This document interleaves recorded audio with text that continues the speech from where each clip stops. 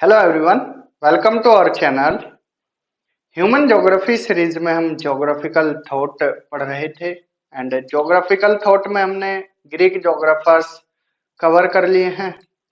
Roman ज्योग्राफर्स में हमने previous lecture में स्ट्रैबो के बारे में पढ़ा।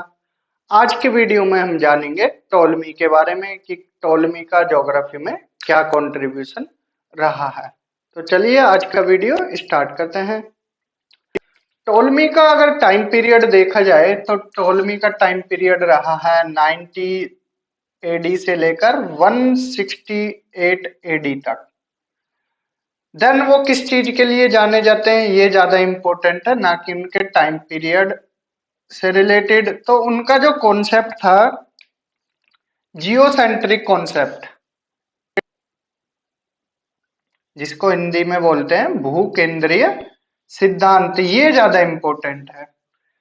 ये दिया गया किसके द्वारा? क्लेडियस टोलमी के द्वारा। और इसमें इन्होंने क्या बोला तो वो देख लेते हैं। उन्होंने बोला कि जो हमारी अर्थ है वो यूनिवर्स के क्या है, सेंटर में है, यूनिवर्स के सेंटर में। एंड जो बाकी अदर सेलेस्टियल बॉडीज है वो क्या है, अर्थ के चारों तरफ चक्कर लगाते हैं, वेदर वो प्लेनेट हो या सन हो या कोई और स्टार हो।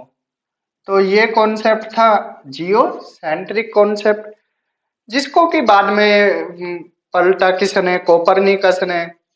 उन्होंने हेलियोसेंट्रिक कॉन्सेप्ट दिया, वो बाद की बातें हैं, जब हम रिवीजन करेंगे उसमें ये चीजें बता दी जाएंगी। तो यहाँ पर जियोसेंट्रिक कॉन्सेप्ट जो कि भूकेंद्रीय सिद्धांत किसके द्वारा दिया गया? क्लैडियस टोलमी के द्वारा। उसमें क्या बोला, अर्थ जो है हमारी यूनिवर्स के सेंटर में है, बाकी अदर सेलेस्टियल बॉडीज वेदर वो कोई भी स्टार हो, प्लैनेट्स हो या कॉमेट्स एस्टेरॉइड, वो सब हमारे अर्थ के चारों तरफ चक्कर लगाते हैं। Almagest and second one is the geography. ये दोनों इनकी बुक के नाम है, इनकी दो बुक्स हैं। Number one is Almagest and number two is the geography. Almagest जो कि दूसरे नाम से भी जानी जाती है, जिसका दूसरा नाम है द सिंटैक्सिस। और ये जो इनकी बुक है ये किस पर बेस्ड है? एस्ट्रोनॉमी पर। जो क्लासिकल एस्ट्रोनॉमी है उस पर डिपेंडेंट है, जिसमें इन्होंने स्टार्स की पोजीशंस के बारे में बताया, अर्थ के बारे में बताया एंड बाकी अदर जो बॉडीज हैं यूनिवर्स में उनके बारे में इस एल्मागेस्ट बुक में उन्होंने बताया। तो यहाँ से डायरेक्ट क्वेश्चन आ जाता है कि एल्मागेस्ट बुक किसके द्वारा लिखी गई, या फिर नाम बदल के भी दे दिया जाता है द सिंटैक्सिस बुक किसने लिखी। आप एल्मागेस्ट पढ़ के गए और द सिंटैक्सिस नहीं पढ़ के गए तो आप कंफ्यूज हो जाओगे। तो ध्यान रखना है एल्मागेस्ट बुक टोलमी के द्वारा लिखी गई, जिसका दूसरा नाम द सिंटैक्सिस है। And second book the geography, जिसका दूसरा नाम है द गाइड टू ज्योग्राफी। ये भी किसके द्वारा लिखी गई? टोलमी के द्वारा। और इस बुक में उन्होंने क्या बताया? द ज्योग्राफी में उन्होंने इस बुक में मैप मेकिंग के बारे में बताया।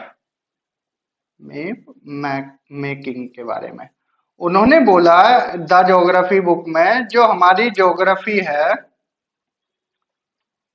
वो क्या है, कोरोलॉजी से अलग है। मतलब उन्होंने ज्योग्राफी और कोरोलॉजी को अलग अलग बताया, मतलब सेपरेट करके दिखाया उन्होंने ज्योग्राफी और कोरोलॉजी को। ज्योग्राफी को तो उन्होंने बताया the art of map making. क्या बताया? The art of map making. और कोरोलॉजी, जैसा कि हम स्ट्रैबो वाले पार्ट में पढ़ चुके थे कि कोरोलॉजी क्या होती है, स्टडी ऑफ स्पेस होती है। तो उन्होंने भी कोरोलॉजी को यही बताया। तो ज्योग्राफी को उन्होंने the art of map making and chorology को उन्होंने द स्टडी ऑफ स्पेस बताया। तो ध्यान रखना है उनकी दोनों बुक एल्मागेस्ट एंड द ज्योग्राफी, और दोनों उनके नाम भी याद रखना। सिंटैक्सिस एल्मागेस्ट का नाम है, the guide to geography the geography book का नाम है। बात की जाए इंडियन ओशियन की, तो इंडियन ओशियन को इन्होंने क्लोज्ड सी बताया। जैसा कि आप अगर अभी इंडियन ज्योग्राफी प्रेजेंट टाइम में देखोगे इंडियन ओशियन को, तो कैसा है, वो ओपन है। तो उन्होंने कैसा बताया इसको, क्लोज्ड सी बताया कि चारों तरफ लैंड से घिरा हुआ है। तो यहाँ पर इनका जो व्यू है इसको लेकर थोड़ा रॉन्ग डायरेक्शन में चला जाता है। लेकिन इनका जो मेजर कंट्रीब्यूशन है टोलमी का, वो कहाँ पर है, मैथमेटिकल ज्योग्राफी में। वेदर उन्होंने जो हमारी अर्थ है उसकी सरकमफ्रेंस को मापने की कोशिश की,